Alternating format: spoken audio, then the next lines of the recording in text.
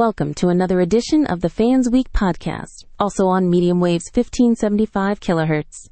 From Paris, I'm Jessica Carter-Wilson. A. Carter-Wilson is watching your butter intake very closely right now. Graph. Let me be straight with you. France's political crisis isn't in Parliament. It isn't even really about the pouvoir on Avenue des Champs-Élysées. It's over there, at the supermarket counter, staring back from a package of foie gras that costs more than most French monthly net salaries used to buy in 2019. And when you actually apply technical analysis, yes, technical analysis, because I refuse to let anyone explain economics with words alone. The chart tells a story about Emmanuel Macron's credibility that no poll could capture. What follows is going to sound ridiculous until it hits you. And then every politician in France will be trying to figure out how they missed the foie gras signal. The 10,000-day simple moving average. A long memory that French politics forgot about upward trend.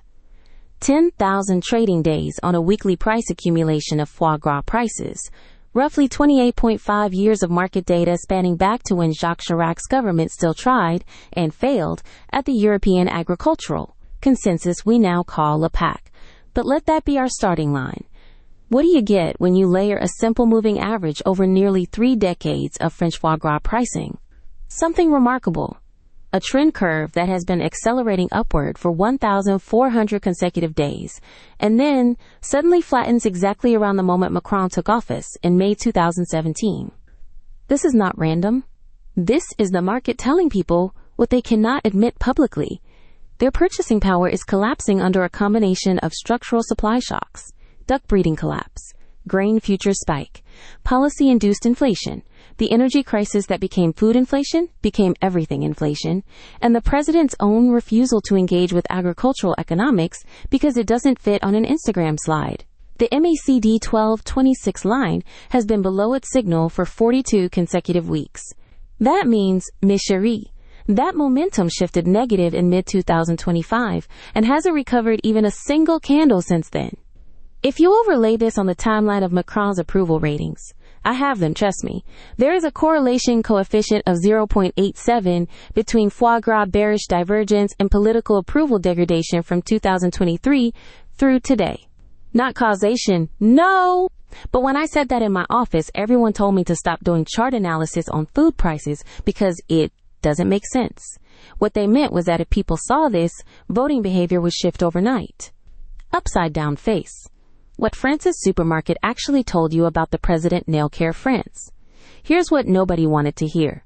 The foie gras MACD signal turned bearish in the fourth quarter of 2025, just as Macron was trying to position himself for a second term that everyone already knew wasn't going to happen. The timing is not coincidental, it's devastating. What drove this divergence? Corn, maize, futures up 31% year over year. Driven by Black Sea disruptions and the lingering effects of Russian sanctions on Ukrainian agricultural exports. Duck feed costs alone explain 42% of the foie gras price index increase over the last 6 quarters. The Appellation d'origine contrôlée rules force regional processing, which means transport and logistics at a fixed minimum cost that can't be compressed even when margins are being squeezed. So by the third quarter of 2026, average French foie gras price per kilogram was up about 64% from May 2019 levels. For reference, this tracks exactly with Macron's political credibility erosion in rural France, a region that voted remotely different for Marine Le Pen in 2022, and is now even further right because, surprise, foie gras was still the only affordable luxury left on their shelves. The chart says, "You were warned," warning bar graph, and then Macron ignored it. Let me tell you what this means. Not in academic economic theory terms where nobody actually decides to do anything, but the way French voting behavior responds to price signals on actual shelves. When a food commodity breaks its own moving average, especially when that average spans nearly 3 decades of market memory, politics shifts. You can't talk your way out of it. No press conference, no tweet from the Élysée, not even calling Le Pen Madame la Présidente in 2017 to calm the markets. Seriously, that backfired. Will fix a momentum shift is deep on foie gras pricing. What does the MACD tell us for the next quarter? The histogram shows accelerating negative divergence.